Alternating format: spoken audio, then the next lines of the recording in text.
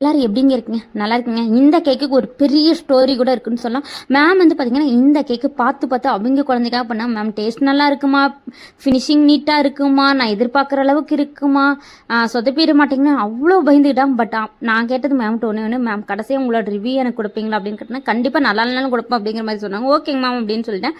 Ma'am வந்து பார்த்தீங்கன்னா ஈரோட்டில் ஒர்க் பண்ணுறாங்க. அவங்க வீடு சித்தோடுங்க. வென்யூ செட்டப் தான் சொல்லியிருந்தாங்க. ஓகேன்னு நானும் எல்லாமே அரேஞ்ச் பண்ணி எடுத்து வச்ச பிறகு மேமே இங்கிருந்து போக 7 o'clock ஆயிரும். மேம் 7 o'clock மேலே வருவீங்களான்னு கேட்டாங்க. மேம் நான் 2 குட்டீஸ் வச்சுக்கிறேன், என்னால் முடியாதுங்க மேம். 6 o'clockனா நான் வந்து பண்ணி கொடுத்துட்டு வந்துடுறேன் அப்படின்னு சொல்லியிருந்தேன். அதுக்கப்புறம் இல்லை நான் போகும்போது கலெக்ட் பண்ணிக்கிறேன், நீங்கள் அட்டாச் பண்ணுங்க ஒரு 10 நிமிஷத்தில் அப்படின்ட்டாங்க.